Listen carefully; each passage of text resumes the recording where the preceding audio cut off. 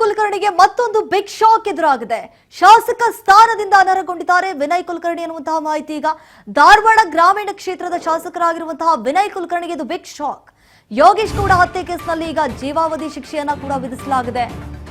ಯಾವಾಗ ಜೀವಾವಧಿ ಶಿಕ್ಷೆ ವಿಧಿಸಿದ್ರು ನೋಡಿ, ಆಗ್ಲೇ ಅವರ ಭವಿಷ್ಯ ಏನಾಗುತ್ತೆ ಅನ್ನುವಂತಹ ಡಬಡಬ ಆಬ್ವಿಯಸ್ಲಿ ಅವರಿಗೆ ಕಾಡ್ತಾ ಇತ್ತು. ಜೀವಾವಧಿ ಶಿಕ್ಷೆ ಬೆನ್ನಲ್ಲೇ ಶಾಸಕ ಸ್ಥಾನದಿಂದ ಅವರನ್ನ ವಜಾಗೊಳಿಸಲಾಗಿದೆ. ಕರ್ನಾಟಕ ವಿಧಾನಸಭೆ ಸಚಿವಾಲಯದಿಂದ ಮಹತ್ವದ ಆದೇಶ ಆಯಿತು. ನೋಡಿ, ಕಿಲ್ಲರ್ ಕುಲಕರ್ಣಿಗೆ ಈಗ ಮತ್ತೊಂದು ಬಿಗ್ ಶಾಕ್ ಎದುರಾಗಿದೆ. ಈ ಕಡೆ ಪರಪ್ಪನ ಅಗ್ರಹಾರದಲ್ಲಿ ವನವಾಸವನ್ನು ಅನುಭವಿಸುತ್ತಿದ್ದಾರೆ. ಯೋಗೇಶ್ ಗೌಡ ಹತ್ಯೆ ಕೇಸ್ನಲ್ಲಿ ಭಾಗಿಯಾಗಿ ಈಗ ಶಾಸಕ ಸ್ಥಾನದಿಂದ ಅವರನ್ನ ವಜಾಗೊಳಿಸಲಾಗಿದೆ. 2016ರಲ್ಲಿ ಯೋಗೇಶ್ ಗೌಡ ಹತ್ಯೆ ಆಗಿತ್ತು. ಆ ಸಂದರ್ಭದಲ್ಲಿ 17 ಆರೋಪಿಗಳು ಭಾಗಿಯಾಗಿದ್ರು ಈ ಒಂದು ಹತ್ಯೆಯ ಕೇಸ್ನಲ್ಲಿ. ಈಗಾಗಲೇ 17 ಆರೋಪಿಗಳು ಕೂಡ ಪರಪ್ಪನ ಅಗ್ರಹಾರದಲ್ಲಿ ಗಿರುವಂಥದ್ದು. ಎಲ್ಲೋ ಒಂದು ಕಡೆ ಶಾಸಕ ವಿನಯ್ ಕುಲಕರ್ಣಿಗೆ ಡಬಡವ ಶುರುವಾಗ್ಬಿಟ್ಟಿತ್ತು. ಮುಂದಿನ ಭವಿಷ್ಯ ಏನಾಗ್ಬಿಡುತ್ತೆ ಅಂತ ಹೇಳಿ, ಯಾಕಂತಂದ್ರೆ 2 ವರ್ಷಗಳ ಕಾಲ ಏನಾದ್ರೂ ಜೈಲು ವನವಾಸವನ್ನ ಅನುಭವಿಸಿದ್ದೇ ಆದಲ್ಲಿ ಶಾಸಕ ಸ್ಥಾನದಿಂದ ಅವರನ್ನ ಅನರ್ಹಗೊಳಿಸಲಾಗತ್ತೆ ಅನ್ನುವಂತ ಒಂದು ಮಾಹಿತಿ ಇತ್ತು. ಈಗ ಯಾವಾಗ ಜೀವಾವಧಿ ಶಿಕ್ಷೆ ಅವರಿಗೆ ವಿಧಿಸಿದ್ರು, ಈಗ ಶಾಸಕ ಸ್ಥಾನದಿಂದ ಅವರನ್ನ ಅನರ್ಹಗೊಳಿಸಲಾಗಿದೆ. ಧಾರವಾಡ ಗ್ರಾಮೀಣ ಕ್ಷೇತ್ರದ ಶಾಸಕರಾಗಿರುವಂತಹ ವಿನಯ್ ಕುಲಕರ್ಣಿ ಅವರ ಮುಂದಿನ ಭವಿಷ್ಯ ಏನು, ಮುಂದಿನ ನಡೆ ಏನು, ಈಗಾಗಲೇ ಮೇಲ್ಮನವಿಯನ್ನ ಕೂಡ ಸಲ್ಲಿಕೆ ಮಾಡಿದ್ರು. ಸುಪ್ರೀಂ ಕೋರ್ಟ್ ಮೊರೆ ಹೋಗಿದ್ರು. ಕೆಲವೊಂದಿಷ್ಟು ಮಾನದಂಡಗಳನ್ನ ಮುಂದಿಟ್ಕೊಂಡು ವಾದವನ್ನ ಕೂಡ ಹೂಡಿದ್ರು ಅವರ ಪರ ವಕೀಲರು. ಈಗ ಜೀವಾವಧಿ ಶಿಕ್ಷೆ ಬೆನ್ನಲ್ಲೇ ಶಾಸಕ ಸ್ಥಾನದಿಂದ ಅವರನ್ನ ವಜಾಗೊಳಿಸಲಾಗಿದೆ. ಕರ್ನಾಟಕ ವಿಧಾನಸಭೆ ಸಚಿವಾಲಯದಿಂದ ಮಹತ್ವದ ಆದೇಶ ಕೂಡ ಹೊರಬಿದ್ದಿರುವಂಥದ್ದು ನಾವು ದೃಶ್ಯಾವಳಿಯಲ್ಲಿ ಗಮನಿಸ್ತಾ ಇದ್ದೀವಿ. ನೋಡಿ, ಈಗಾಗಲೇ ಒಂದು ಸರ್ಕ್ಯುಲರ್ ಕೂಡ ಹೊರಡಿಸಿದ್ದಾರೆ.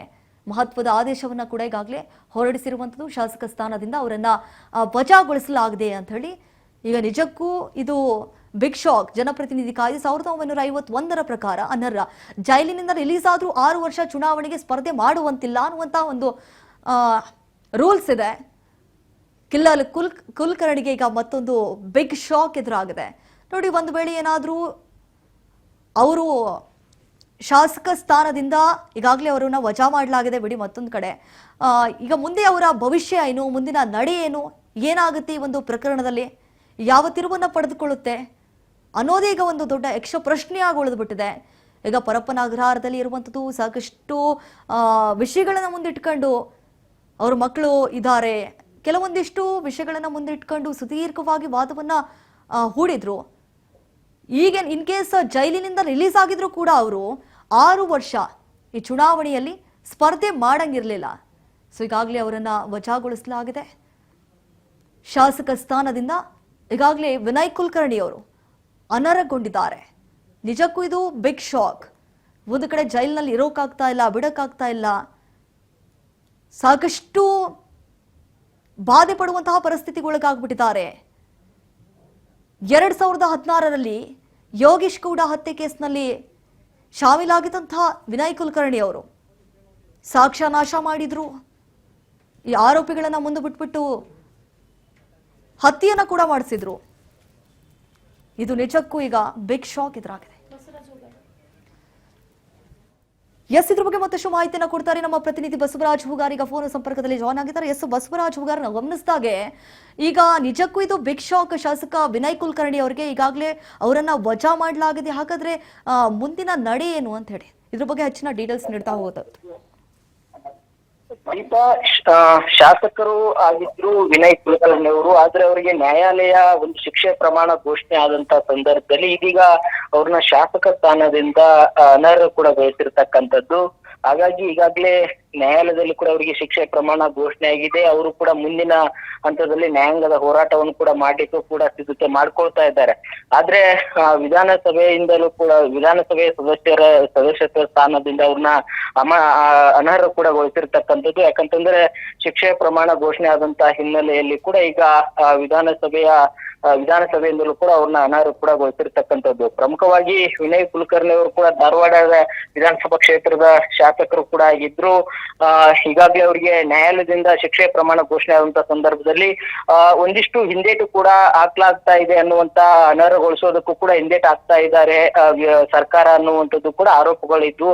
ಯಾಕಂತಂದ್ರೆ ಶಿಕ್ಷೆ ಪ್ರಮಾಣ 15ನೇ ತಾರೀಕು ಏಪ್ರಿಲ್ 15ನೇ ತಾರೀಕಿಗೆ ಕೂಡ ಘೋಷಣೆ ಆಗಿರ್ತಕ್ಕಂಥದ್ದು. ಆದ್ರೆ ಈವರೆಗೂ ಕೂಡ ಅವ್ರನ್ನ ಶಾಸಕ ಸ್ಥಾನದಿಂದ ಅನರ್ಹಗೊಳಿಸಿಲ್ಲ ಅನ್ನುವಂಥದ್ದು ಕೂಡ ಒಂದ್ ಕಡೆ ಆರೋಪಗಳು ಕೂಡ ಇದ್ವು. ಯಾಕಂತಂದ್ರೆ ಹಲವು ಶಾಸಕರ ವಿರುದ್ಧವಾಗಿ ನ್ಯಾಯಾಲಯ ಒಂದು ಶಿಕ್ಷೆ ಪ್ರಮಾಣ ಘೋಷಣೆ ಆದಂತ ಸಂದರ್ಭದಲ್ಲಿ ಕೂಡಲೇ ಕೂಡ ತ್ವರಿತಗತಿಯಲ್ಲೇ ವಿಧಾನಸಭೆಯ ಸದಸ್ಯತ್ವದಿಂದ ಅವ್ರನ್ನ ಅನರ್ಹ ಮಾಡಲಾಗ್ತಾ ಇದೆ. ಆದ್ರೆ ವಿನಯ್ ಕುಲಕರ್ಣಿ ಅವರ ವಿಚಾರದಲ್ಲಿ ಎಲ್ಲೋ ಒಂದ್ ಕಡೆ ಹಿಂದೇಟ್ ಆಗ್ತಾ ಇದೆ ಸರ್ಕಾರ ಅನ್ನುವಂಥದ್ದು ಆರೋಪಗಳಿದ್ವು. ಆದ್ರೆ ಇದೀಗ ನ್ಯಾಯಾಲಯದಿಂದ ಬಂದಿರತಕ್ಕಂತ ಶಿಕ್ಷೆ ಪ್ರಮಾಣ ಏನಿದೆ ಆ ಒಂದು ಶಿಕ್ಷೆ ಪ್ರಮಾಣನ ಆಧರಿಸಿ ಇದೀಗ ಅವ್ರನ್ನ ಶಾಸಕ ಸ್ಥಾನವನ್ನು ಕೂಡ ಅನರ್ಹಗೊಳಿಸಿರ್ತಕ್ಕಂಥದ್ದು. ದೀಪ.